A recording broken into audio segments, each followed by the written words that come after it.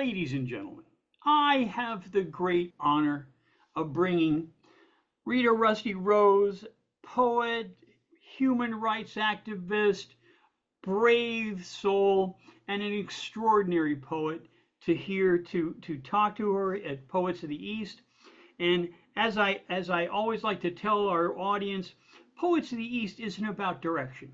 It's about every poet is a sunrise. Every poet brings their light and makes us a better world. That's why when I turn to my guest Rita, you are a sunrise, my dear. I am so honored to have you with us. Welcome. Thank you, Richard, for inviting me. And I'd also like to thank your listening audience who will tune into the program. So I'm happy about that. Okay. First, we do a few questions to learn a little something about you.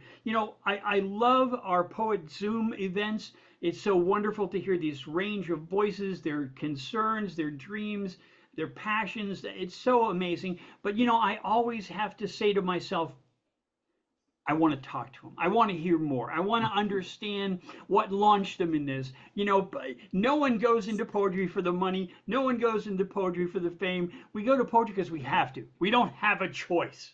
We absolutely have to write. So let me first ask you, my dear friend, when did you start writing for fun? I start writing when I was a child, 73 years ago, in a place called Bath Beach, Brooklyn.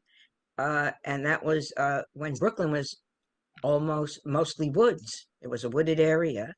My grandparents immigrated from Italy, built their homes and businesses in Brooklyn. And so my greatest influences were my parents and the books they read to me. And remarkably, Grimm's fairy tale, they read to me early on. Plath, Poe, Marie Ponceau, Oscar Wilde, Dickens, and the list goes on and on. So my father wrote poems and short stories. He didn't have anything published, and my mother was a patron of the arts, and often we'd also go to the theater. And I have two cousins who acted on the American stage and screen, beside others being musicians and that. So I was always around that. And my grandmother held salons. Oh, Uh, nice.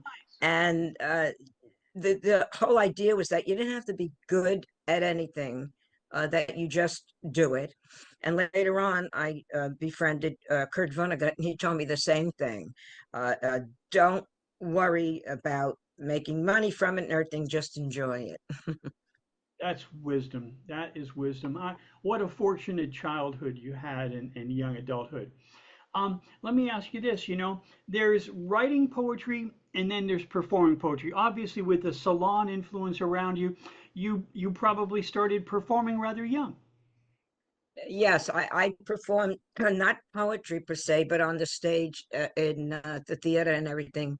My mom, different events through Brooklyn, and then of course, growing up, life gets in the way. So Isn't you that the you case? right, life gets in the way. You have to earn a living, and so you put it on the back burner so many times. But it's always been like a go-to for me, during let's say periods of when I did spend time alone and everything. uh so that's more or less uh how I poetry has always been my life. Let me ask you this. When you were in school, did you write for the newspaper or write for the yearbook or any of that sort of thing? No, no, no. When I was in when I was in school, I took art classes, things like that. I did not. Uh, when I came to Long Island, I was 10.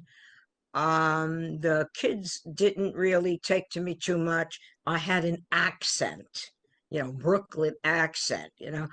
And so they were very cruel.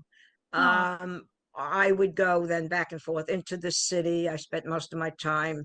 Um, then uh, I did also sing and everything. And then finally, one year when they realized they went to see a singer perform, and there I was walking with her arm around me, and then they all wanted to know Oh my goodness. And of course, I was kind, like my mother instructed, but I was apart from them. But I did write, for myself during that time period. I did have a wonderful English teacher on Long Island. I grew up in West Babylon, and but she borrowed, my father had given me a first edition of Edgar Allan Poe.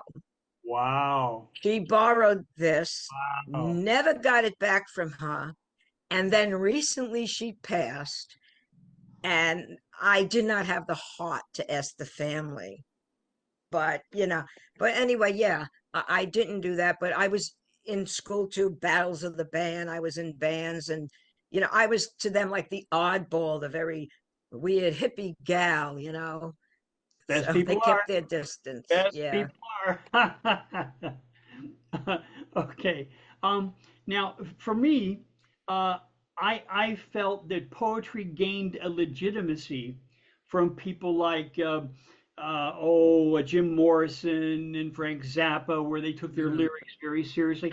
Were you struck that way also by early rock? Were you touched by the lyricism or the lyrics of some of those old rock tunes? Well, I kind of hung with these people, and yeah, Jim Morrison, I met him at a party. I thought he was okay. I really didn't. It's like in retrospect, like I used to hang with Andy Warhol, and at times, in his studio, it was like, well, you can have that, don't take that.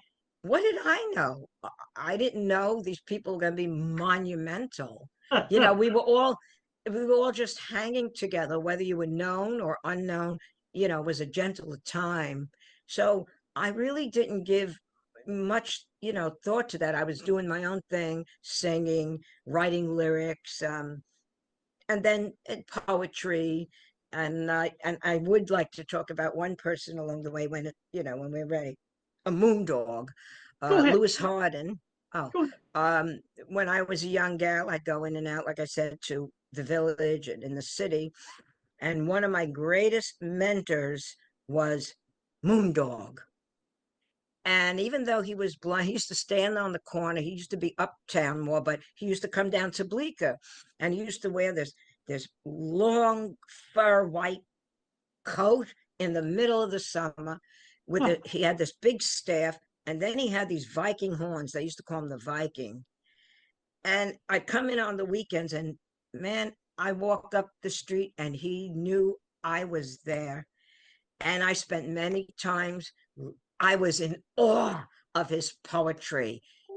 And he would hand me different instruments. I have a flute here from him. I'm going to do a poem. I have these little cymbals, and I just stand there, in awe of him, uh, uh, uh, learning from him.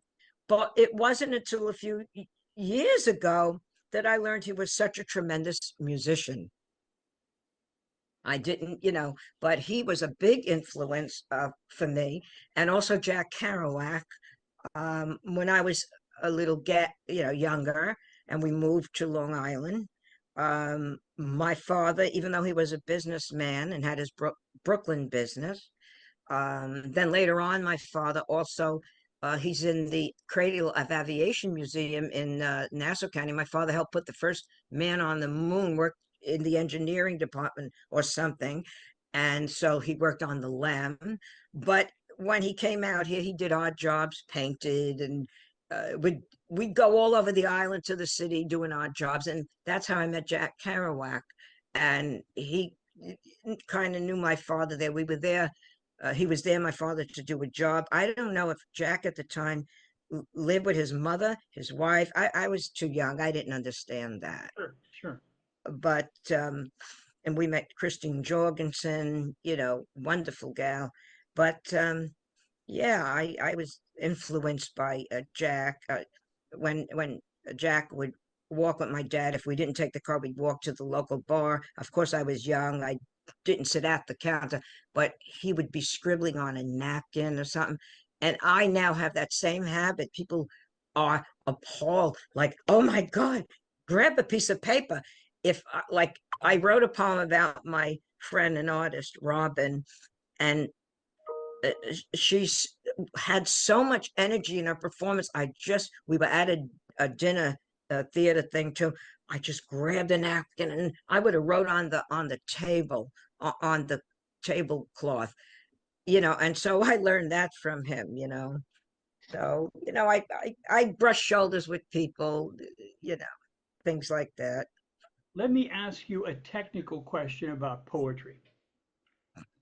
Now, there's a whole spectrum of opinion about poetry. Some people believe you should write every day. Whether you're inspired or not, you should write every day to practice your craft. Other people say, no, no, no, you should wait for inspiration. Anything else is forced. Don't try to force it. Let it come. And I appreciate that whole spectrum opinion. Where do you fall in that range from you got to write every day to only write when there's inspiration? I write when I feel like writing. I'm not as like I have friends who write 1 to 2 poems, 365 poems, maybe even 1,000 a year.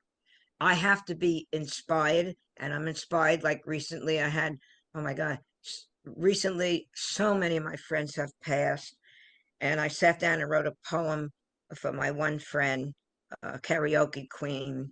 But I have to be, uh, I have to feel it in order, it has to be a personal experience, or maybe I'll be walking and looking at things and maybe feel inspired by the day, the clouds, the sun. It has to hit me that way.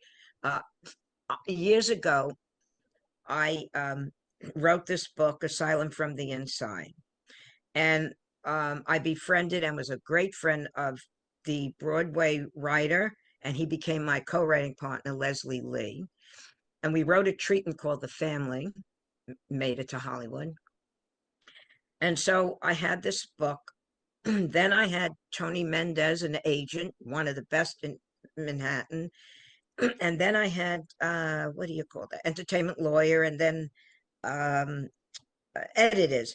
Well, they took my book, they put the back to the front to the back, back to the side, and I was overwhelmed. And they were like, "You have to write now," like almost like when I say it. And I applaud people in the music business and everything that to me is like hackish, but you're making money. But I can't do that. I couldn't sit and somebody tell me you have to write and be ready now. I just didn't have that in me. So anyway, during the last hour of that project, uh, um, the guy Richard Kohler, who made Battlestar Galactica, he optioned my book. It was set. There were movie rights, toy rights, entertainment, all kinds of, and they had an actress in mind for the part. And then in the last half hour, I asked questions because my story was an expose of the maltreatment of the mentally ill in Long Island institutions. And in the last hour, I asked, would you please, would you be able to keep the patients in a good light? They says, they said, we can't do that. Well, I was also naive too. I just pulled the project. And so I published what was left of whatever they juggled around. So it's out there. And recently I got an offer from Hollywood for that again, and I declined again. So yeah, I find it very taxing to you have to do it now. I have to be inspired. That was your question. Thank you. Thank you very much. Another question I want to ask you about poetry in general. And this is to some people, there's a variety of answers, and I'm curious for yours. I'm going to ask, is poetry important? To me, it is. It's like eating, waking, breathing.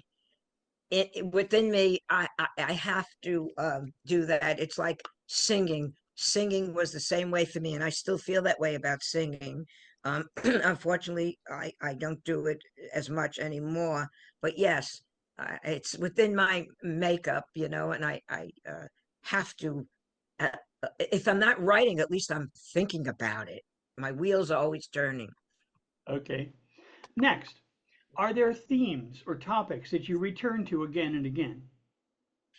Often, themes of death, because I am almost three-quarters of a century, um, of grief, loss, love. I don't pigeonhole myself in one thing, and of course, I'm a pioneer in the LGBTQ community, and so I do write poems with that in mind.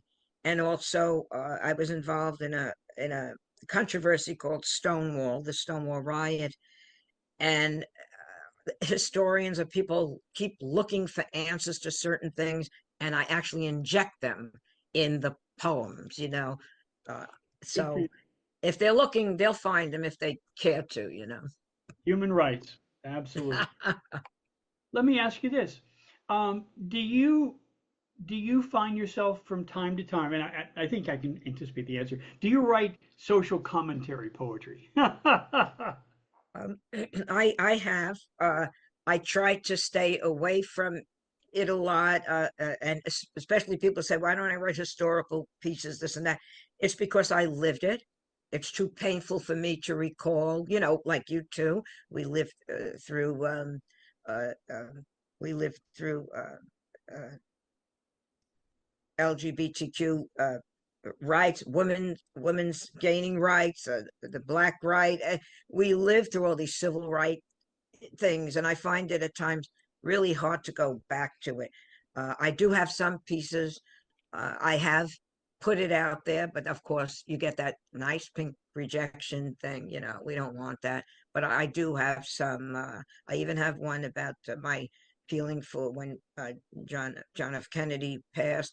I have one about my friend during a time of segregation, on Long Island, and about how I feel about that. And even up to a few years ago, I was in the supermarket that I always frequent, and one worker was being chastised by another worker, uh, and I wrote a civil rights piece about that. So, they do exist, but I don't put them out there often. Okay, thanks. Um, Now, you've participated in some of these international Zoom events. Was there anything about these that surprised you? Anything about them? Yeah, I think the scope, how many people all over the world, and just how many people loved poetry, wanted to share that experience. There were more people than I thought, and it was refreshing. And I think when we had COVID and everything, and that, how we band together, and made our voices be heard. And of course, like we were speaking about before, it reassured me that there still were good people in the world, people we share the same love and same mindset. People like us who've been reading, reciting poetry for a long time in the public square, I think, I know for myself, it was so liberating to Mm, find people from across the globe who are motivated by so much of the same thing. Our concerns are so similar. Whether you're in India or the Philippines or Europe or Britain or Scotland or Montreal, people have the same thoughts, the same cares, the same experiences. And I find it so wonderful. So, as you say, so hope giving. And, yes. and, uh, and at the same time, because when you perform in a little town, right? You're in a library or you're in a wine shop or you're in a pub, and like the same eight people, or maybe there's a variable of four or five that sometimes come and sometimes don't, and it feels so small town. But in a global poetry community, my gosh, you feel connected to literature with a Yes. capital L, and it's just so. I'm just I'm drunk from it. You know what I mean? Me too. Me too. It was, and then to make these new friendships and to have your poems go across the world and people appreciating. Like now, I'm published in Africa because of us, being able to Zoom Africa and India, and it's just wonderful, all the connections, and we made lifelong friends now, and it's wonderful. It is. I had an amazing experience over the weekend. I was performing in a poetry group from India, and a gentleman from South Africa heard my poem about racism, and he Mm, asked for a copy. And to think that my poem about racism has traveled to Africa by a soul who could hear what I was saying. Oh my gosh. It's just thrilling. yeah. A few about a month or less ago, I performed in Africa. I belong to an LGBTQ civil rights group that what's going on across the world, and especially in Africa, in Kenya and everything, where if you express yourself as and present as a gay person, uh, your punishment is death on rape, murder, and this is what's been going on there. And they asked me, would you please perform, show them that you're there, which I did, and I had chose things that were not as upsetting, for them and everything. And then recently I was interviewed, we fast forward, it came out in October. I was interviewed by the Fire Island News, Long South Bay, which I live on the bay, the news, and in Africa, they saw that article and wrote me on my Facebook page an open letter of thanks. And I work with them. And so these are the things like I do. I really don't. Uh, I've tried to reach. I've written letters to our president, our vice president, uh, TV personalities, journalists. They just don't want to hear it, or and I just keep pushing and pushing and pushing. But yeah, and that you mentioned on how we're all connected, and I was so glad to be able to connect with these young people who are really struggling for their rights. And I from here I feel helpless, like, oh my God, what can I do? Like one night I got this message, and on they're zooming, their huts and things are being burned, and here I am feeling so helpless. But the only thing I can do is make an awareness about it, and I'm hoping to get to the United Nations with this group, to protest the treatment, to the UNHCR there, the United Nations group. Right, great. Let me ask you this. If a young person came to you and said, you know, you're so powerful as a poet, your work speaks so loudly, I don't know, is poetry worth it? Is poetry something that one can do something with? Does it accomplish anything? What would you say? Yes, yes. First of all, for the self, it's a matter of your well-being. If it makes you feel good, like in the 60s, if it makes you feel good, then you do it.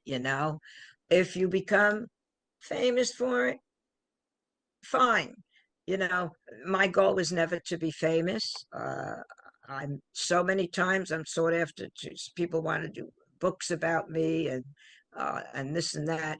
My goal, and I tell their goal, is that you're here on this planet, so leave a little part of yourself. That's what I just I want to do. Leave a little part of myself. People get a message from it, then my job is done as a poet. If it isn't, but everybody will interpret your stuff a little different. But I encourage young people to always express themselves, and that's the whole idea, is to Right. let them develop a good sense of self. You mentioned the Vonnegut's comment. It doesn't Oh yeah, matter Kurt. to create, just create. Yeah, Let me ask yeah. you, what is it that makes a good poet?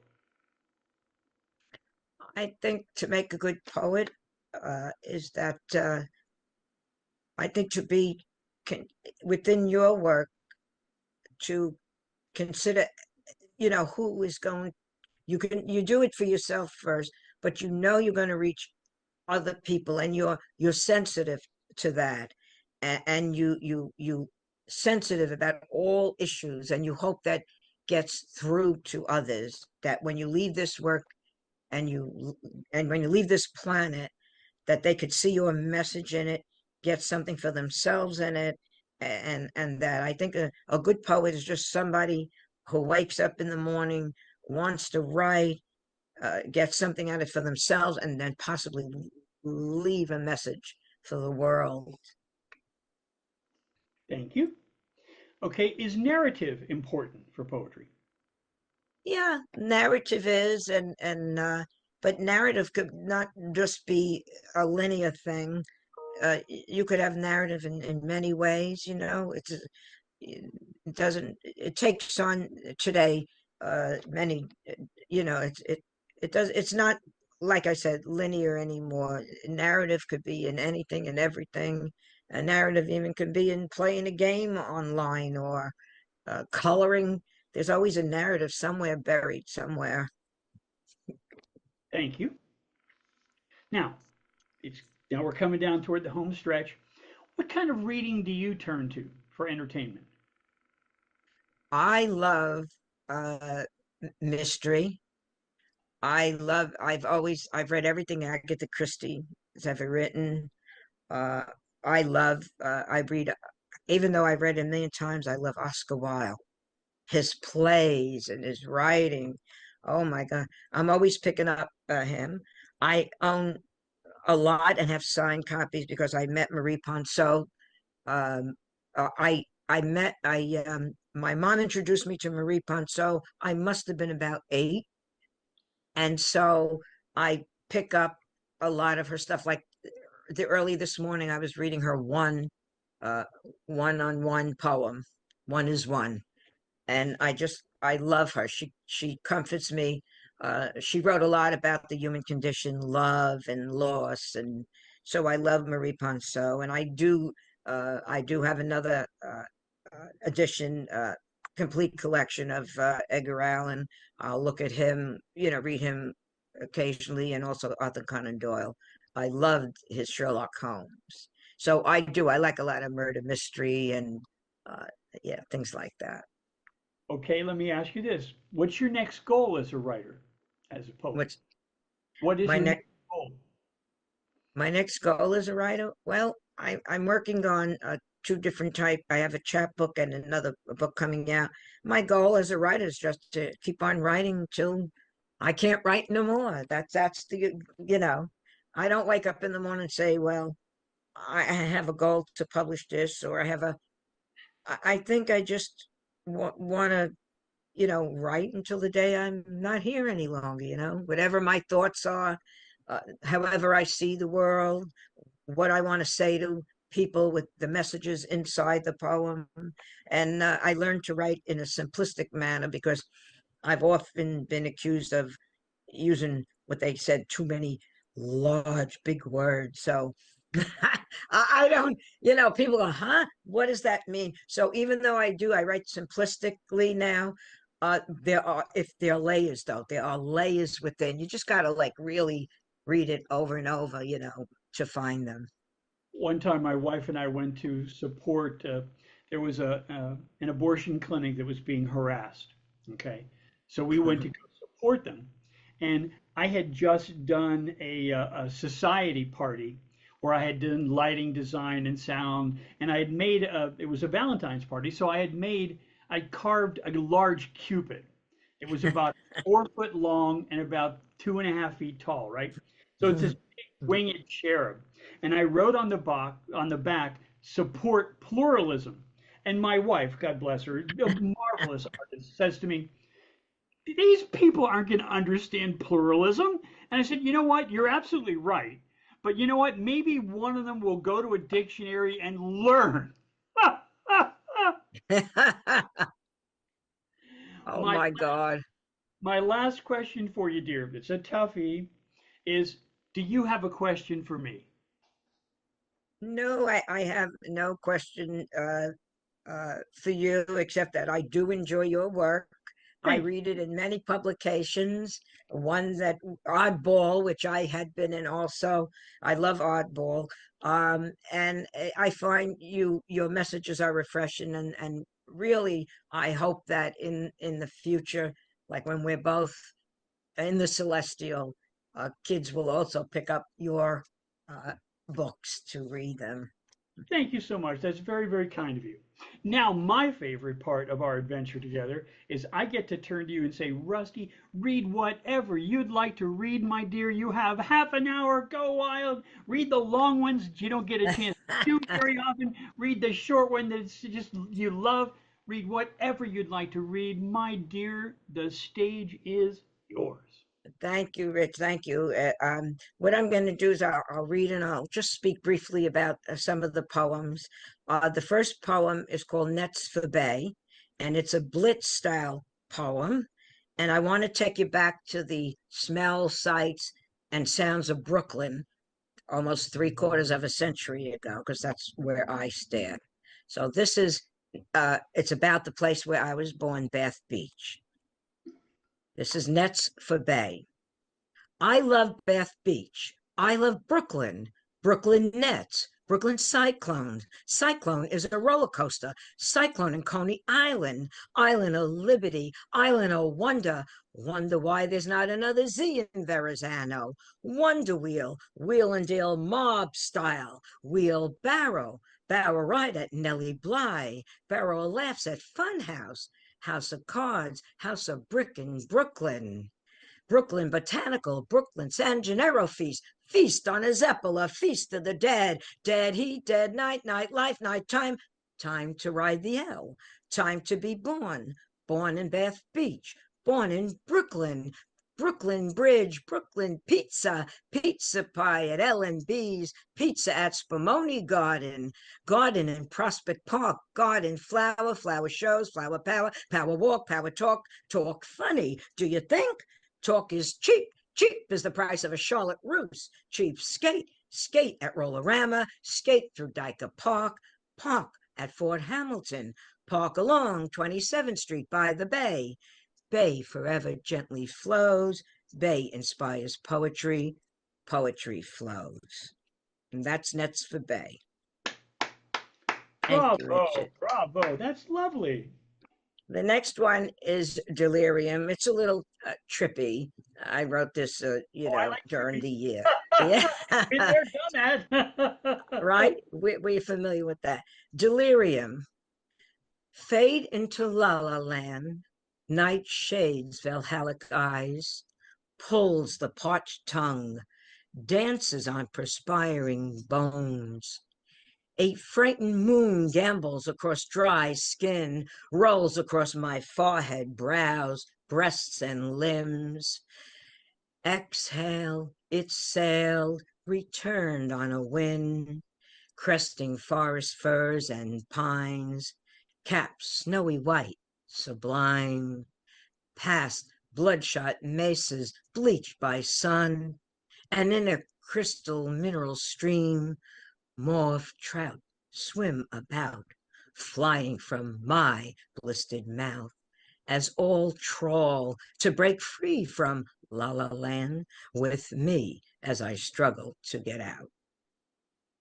And this is a short one. Death Beautiful. Cafe.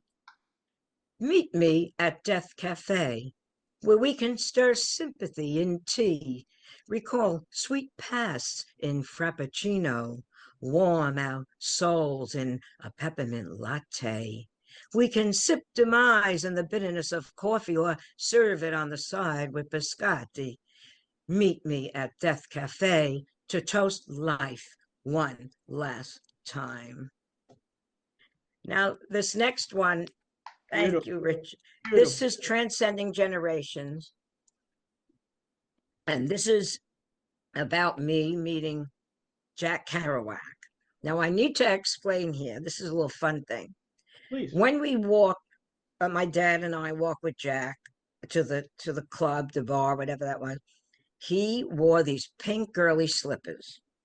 Now, I don't know, you're Whatever, in the right? town, you're relaxed, you could walk around in your pajamas. So I don't know if he was with his mother, his wife. I don't know. I don't know his personal, but I know I was like a child, and I'm eyeballing these gir- girly pink slippers as he's walking. So this is transcending generations.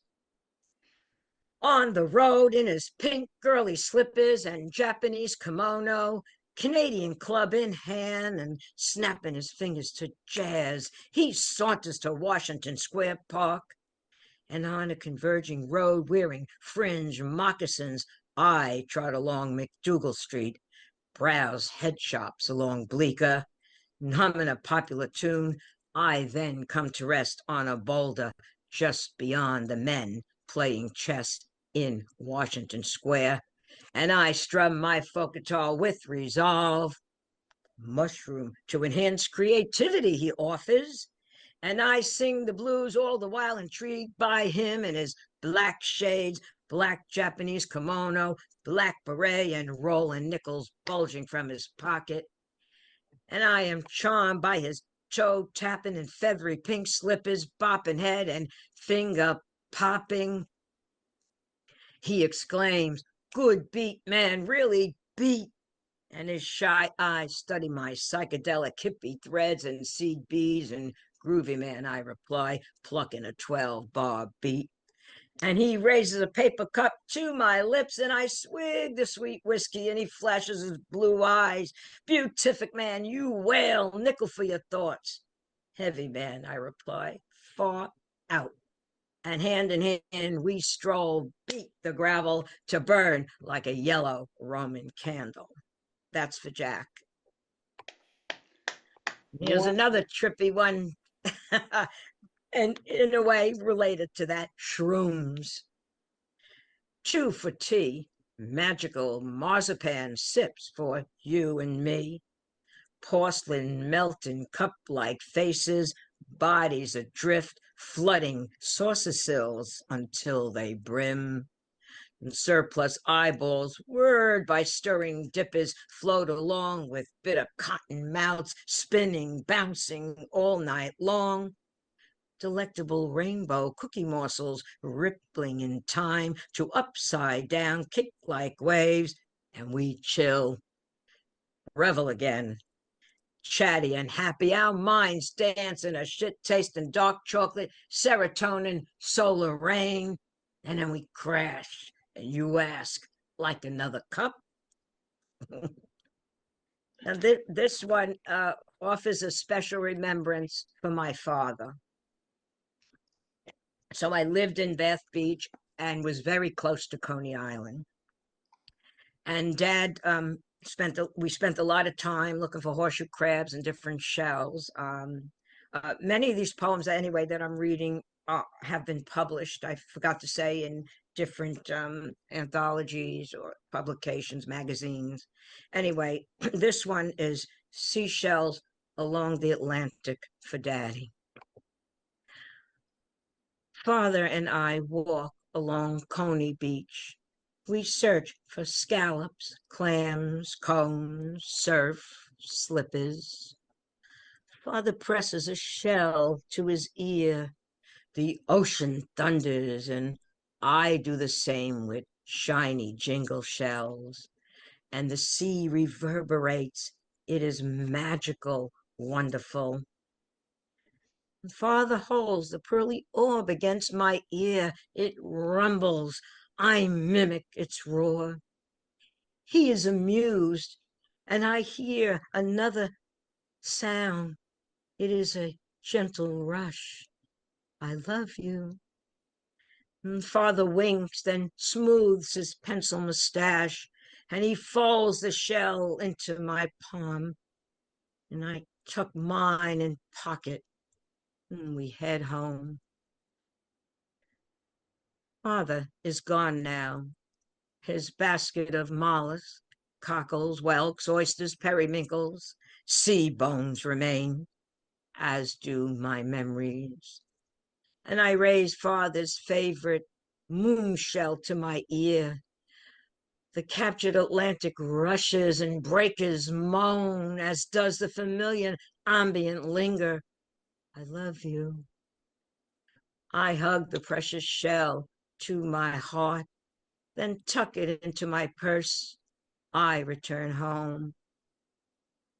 Whenever I am alone, in need of comfort, a sun-kissed shell lifts my spirit. In it, I always hear Father's gentle refrain, I love you, riding on an ocean smile. And that's for my father. Lovely. Absolutely lovely. Yeah. This one is a Tritina. Marie Ponceau is the, if you will, creator of the Tritina, the poetic form. And when I met her, I visited her in her New York apartment. We spent a wonderful time together, drinking tea, eating chocolate, and looking at my poems. And she read hers to me, and she blushed. I wrote this on the spot for her, Uh, and this is Marie Ponceau and me. I have journeyed far to meet my beloved American poet. Reading her words, they tumble from tongue, delightful and elegant, precise, melodic, full of love. They are morphine in my blood. Verses in endless possibility circulate, remedy my blood. Whenever I echo stanzas written elegantly by Marie Ponceau, the greatest poet, precise, wondrous words, delightful, elegant.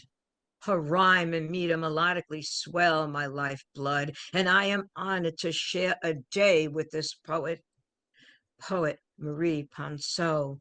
Her words filled with elegance course in my blood. So after I was done, and she blushed, she went, good, good.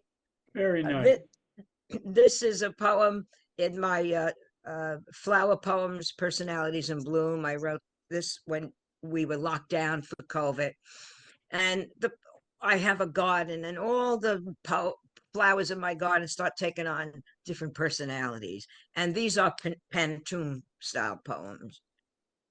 This is Shasta Daisy. Shasta Daisy, swaying in the wind, ready to party any hour of the day, offering a buttery button smile, a welcoming sign, with thin white petals keeping flower beat time. Ready to party any hour of the day, crazy Daisy, you are my lady, with thin white petals keeping flower beat time. Dancing in the breeze never tires you. Crazy Daisy, you are my lady. Your zest is contagious to all. Dancing in the breeze never tires you. You are vital in our garden.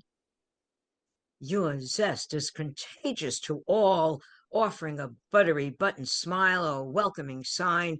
You are vital to our garden.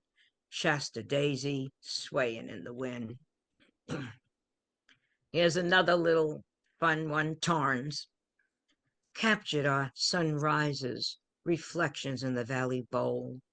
Refractive is restorative light, navigated on mountain peaks, rocks, tree canopies, sunflowers, the sway of lavender, desert dandelions, Apache plume, luminous displays. They float on an enchanted breeze and settle upon a ginger sunset. In a mirrored vessel, the self retires, feeling quite content. And now I'm going to read one. I was asked for an anthology. There was a project to merge Walt Whitman's works with poets. So I was asked, and we performed it in the Walt Whitman birthplace on Long Island. I was asked to choose a poem by Walt Whitman and merge my work with his, and of course I read it. This is his result. This is Walt Whitman's and my addition to Crossing Brooklyn Ferry. 1. Flood tide below me, I see you face to face. Clouds of the west, sun there half an hour high. I see you face to face. Crowds of men and women attired in the usual costumes. How curious you are to me. On the ferry boats, the hundreds and hundreds that cross, returning home, are more curious to me than you suppose. And you that shall cross from shore to shore years hence are more to me and more in my meditations than you may suppose. The ferry boat slows along the East River. Curious faces stare as steely flutes rise. Neo-Gothic pylons rift the horizon. I meditate on the flood tide. Rollers slap at stern. Crossings well done. A graving dock is ready for ferry remains. No one speaks on the return home. Twilight greets me at the point of call on Ferry Road. I trot along. I hear tomorrow's song. Lovely. And yeah, and now I'll keep going because I know we're limited. I adore Oscar Wilde, and quite honestly, I have so much respect for him. If there was one person, if we could meet and go back, it would be Oscar. Oh my God, I know we would get along. But I owe him a lot, and we all do, the LGBTQ community. I feel he's one of the fathers of our movement. He suffered for us 3 years in a jail when, oh my God, I'm just grateful. Well, they did kill him in essence of doing that because he was never the same. Yeah. So I read Oscar Wilde's De Profundis, and I always feel a great sorrow, you know. So I wrote a piece called From the Pillory, and I merged Oscar's first words, his little stanza, and then we're together here. So here's another compilation. This is From the Pillory. I stood in the gray November rain, a clown whose heart was broken, a zany of sorrow, grotesque, handcuffed and in convict dress. As the train sluggishly rolled, people jeered, they stared at my withered form, a spectacle on wooden platform. My head and hands tightly fettered, the humiliation of my paltry life. I shut my eyes, eluding impolite glares of those who were traveling someplace nice, yearning to voyage, wishing I were free, as in the gray of November, it cries out for me. And this is another one from my poetry collection, Flowers, Poems, Personalities in Bloom. Snapdragon. Snapdragon, oh, why do you snap? Should you be chatting with bees? Do not bite at others with your mouth. Use it to converse. It is better that way. Should you be chatting with bees instead of trying to snap their heads? Use it to converse. It is better that way. Be friend to some. Instead of trying to snap their heads, do not bite at others with your mouth. Be a friend to some. Snapdragon, oh, why do you snap? Very nice. Very nice. And if we have time, I have a few more. Oh, This one let was me. in last year. This made it in an avant-garde magazine. You could purchase it, in Jersey and all of it. It's called Soup Can is the magazine. And I'm trying to do a chapbook, and I call it Poarty. I take poetry, art, and recipes. And the acrostic community, I think, are very upset because, this is not acrostic. But you tell me what you think, Richard, this is. And so I had fun doing this, and you really have to know the artist to appreciate some of the ones I have. So this is Recipe Andy Warhol. In commercial blender, mix one beige hamburger, five onions, Campbell's beef, noodle soup, Marmite yeast extract. Chant, Warhol, Warhol. Add Marilyn, Bardot, Jackie O, a ripe banana, Mick, Mohammed, and Elvis. Blend Del Monte peach halves, Campbell's tomato juice. Chant, Warhol, Warhol. Pour into mesh, silkscreen, squeegee mayo liberally. Transfer on two date nut bread shaped canvases. Chant, Warhol, Warhol. Garnish with Hershey's, milk, chocolate, Heinz ketchup. Spread Philadelphia cream cheese. Break for lunch. Sit on a Brillo soap pad box, Coca-Cola in hand. Kick off your designer shoes. Enjoy your serendipitous, good concoction and your 15 minutes of culinary pop art fame. Now, Very nice. now I have two more. I know if you would, I know you would appreciate that. You know, you have to be an aficionado to appreciate Andy, but I'm hoping it sheds light on a lot of his accomplishments. A lot of kids today don't know that they open up a can of Campbell's soup. That's his design on El Brillo and Del Monte. Yeah, yeah. So he wasn't only a great pop artist, but a commercial artist. Right, right. And now I want to take us and the listeners uh, to on a journey. Like I said, I knew Moondog. His real name is Lewis Harden. And so I'm going to do a poem for him. And I'm going to, at first, you'll hear me kind of sing a song of Lewis's, or Moondog, if you will. Let's say Moondog. Sure. All is loneliness before me, loneliness before me, loneliness.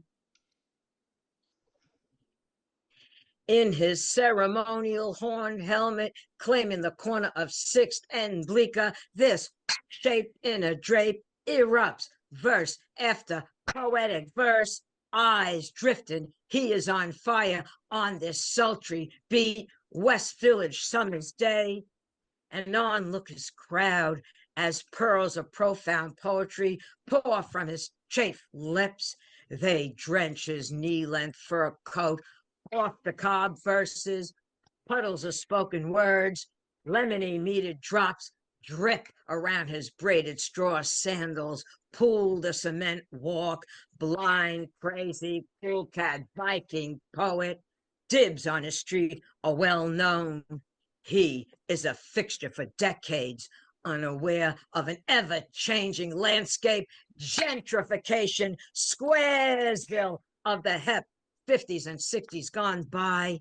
He is as splendid as antediluvian architecture, this far out poet, a presence stuck in time. Affectionately, I greet him as Moondog. Viking seems too warlock for this patchouli scented poetry giant who stands amongst the bluster of change and black shades who cannot see or cares to. He only wishes for cats and chicks to keep him company on the sidewalk of a time that has been stilled in rhythmic strophe, well-worn stanzas, peppery vignettes, bouquets of fragrant sonnets, words, phrases tuned into peace, love, reflecting an eternity of poetry and a grooving, aging life. All is loneliness before me, loneliness. Wonderful. That's for my mentor. Wonderful. May I share one of mine with you, dear? Yes, and before I go off, this would be wonderful. Oh, absolutely. I'm going to have you read a couple more too. But Yeah, I have two more. these are two little pieces that I think are very much in the spirit that you might appreciate. Okay. This first one, this was one of my old favorites. It's one that means a lot to me.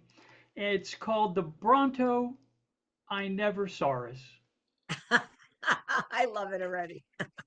Oh, Bronto, so sorry, Saurus, not once, but twice removed from us, not relinquished to museum rust, not languished, piano weary, neath a veil of dust, must while away the hours you trust, for far away from us you twice. It isn't really very. Not only do you no longer live, not now, in even that slim aware must give no live, because they said you never did. Not even once did breathing live, deuce duncing life, not ever child, not ever wife, reclaimed once it seemed from ancient mire. Now so short in hours retire. Twitch toss, great long tailed beast, 500 tons, weaving through our imagination your lumberings come. We thought you dumb. We saw you 10 elephants long. We never thought you hadn't come. 'Twas said, twixt head and tail, a bristly bundle of fibrous fun, you drove two brains instead of one. You cheated death. You cheated grave. You never even really came. A Miss ID they now are knowing, heard from scientific newscasts crowing. Now they know, now seem saying, those in whose minds you once seemed playing. 200 tons, a slowly moving mountain of mistake. You didn't nuzzle the reeds at the lake. You didn't puzzle at volcanic passion. You didn't stumble through the marshy morning and whilst munching grasses muffle yawning. You didn't hug the sunlight's strength. You never stretched your tail its length. If you live lusty longer in the mind of those to whom the thought of Bronto comes, small pleasure this, then take it comes. You're honored here, if ever future number ancient fossils done. I love it. Thank And I you. refuse to call him by the new name. He's a Brontosaurus for me all the time, Good. See, forever. okay, great. That's fantastic. That's No fantastic. Allosaurus for me. That's okay, great. And then this other one, this is sort of my tribute to the wonderful, wonderful, amazing poets that I've come to meet through our Zoom poetry community. Okay, this this little piece is called "If You Were in Oslo." If you were in Oslo, I wouldn't wait or go slow. If you were in Vienna, I would rush to be with you. If you were in Madrid, let me tell you, kid, if you were in Rome, I'd make you feel at home. If you were in Bern, that's all I'd have to learn. If you were in Shanghai, I'd never ask you when or why. If you were in Johannesburg, I'd tell you all the things I heard. If you were in Singapore, quick as an email, I'd be at your door. If you were in Rio, I'd be so very glad to see you. If you were in Vladivostok, I'd let you pull my stockings off. If you were in Minsk, I'd make sure you'd be convinced. If you were in Marseille, I'd say all there is to say. If you rested in Beirut, I'd demand to ply my suit. And if you came to Dubai, you'd never need to ask me why. But were you in Shannon, I'd be there like a cannon, no matter where. It's in the heart. That's where the journey starts. That is beautiful. I love that. And I'll tell you, Marie Ponceau is with us now, or I'm feeling the sense from her actually. She would say, through you, rhyme is alive, Thank you.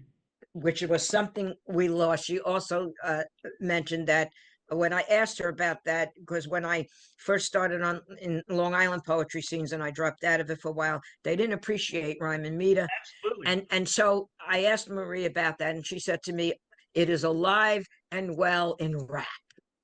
Sure, sure. Well, I started doing public poetry during the anti-war days. Okay. Ah. So I would, go up there and I'm railing my anti-war poetry. This very accomplished, very wise poet says to me, Richard, you really shouldn't rhyme. I mean, it's just not done anymore. I mean, my God, do you want to be thought of as, passe? And I said, brother, I'll tell you, if my muse gives me a rhyme, I don't argue. I do not argue, and I will refuse to, to follow some obscure rule when my heart does not honor that. So, Right.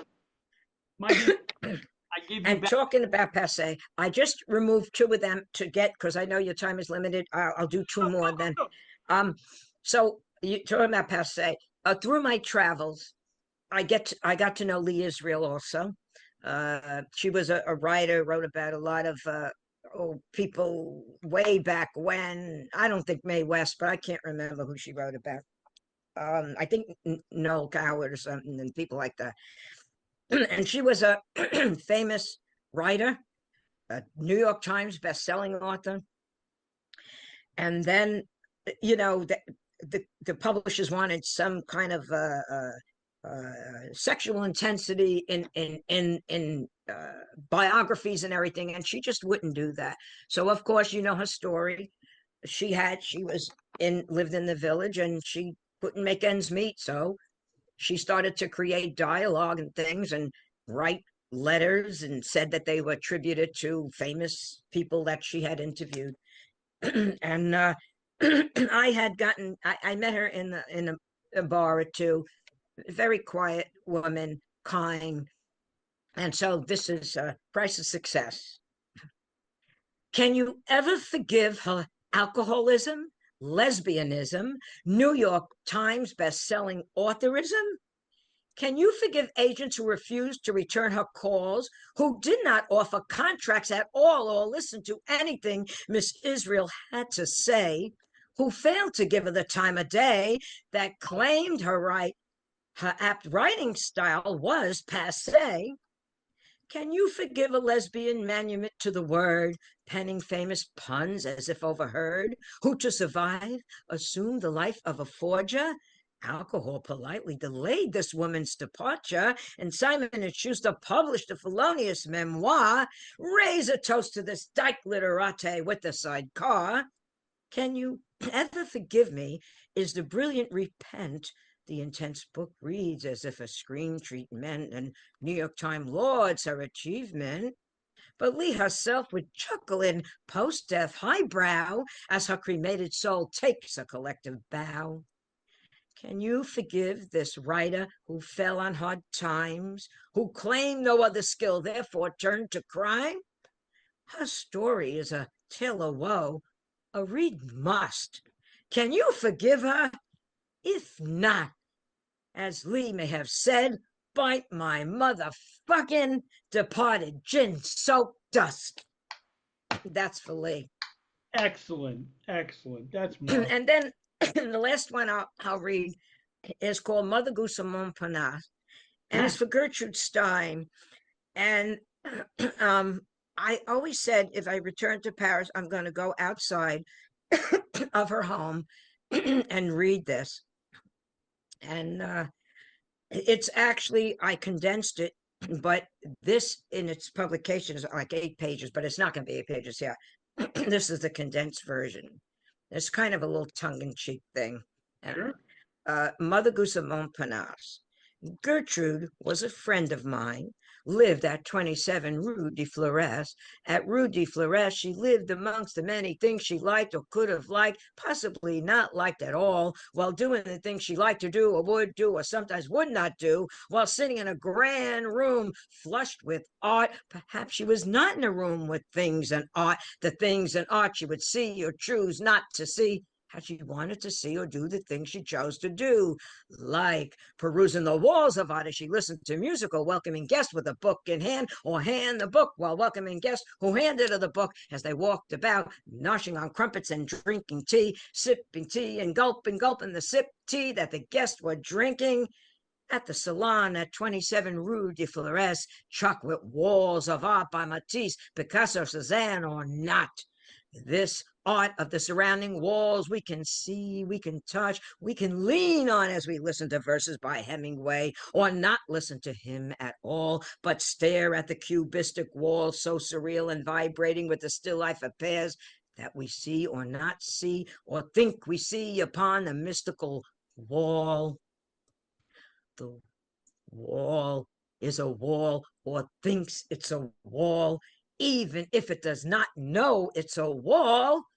How the walls hold art, caress them like a maiden that is standing against the wall doing the thing she does, whether she really does it or does it not.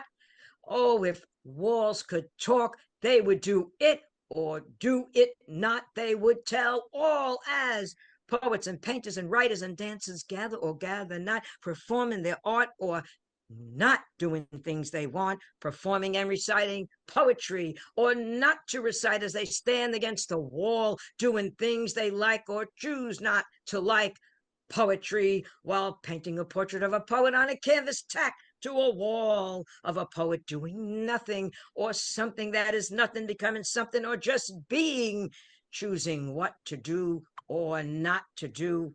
It, painting with paint or not paint, maybe pastel dancers who are properly dressed for the occasion in tutu and taffeta, tattered whirls of color as they swirl, swirling as they whirl in taffeta tutus, colorful tatters tattering on in a whirl, swirl, spinning dizzy to the words of poets, poetic words they choose to like or not to like as they press against art covered walls, walls against the whirls of tutu and pastels.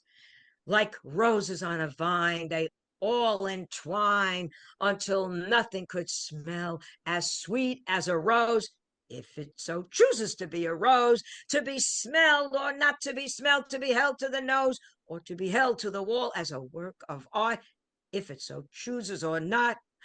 A rose is a rose, is a capturing the fragrances at the salons as absurd as Mother Goose of Montparnasse, held at the home at 27 Rue de Flores at Gertrude Stein's abode. Wow, that's marvelous. I tried to read it slower because, I should read it. People tell me I read it too fast and they can't understand it. I tell them to listen at higher speed. Oh, that's a good one. I have two performances coming up, and if somebody says I'm gonna laugh when I think of you. Oh, thank you, dear. It has been such an honor to have you with me. It's just such a pleasure and to get to learn a little bit more about you. Thank you so much for sharing some time with us. And thank you and your listening audience. I appreciate it. Well, you take care, and I'll see you soon in some Zoom room somewhere, okay? Absolutely. Bye bye, my friend. Bye bye.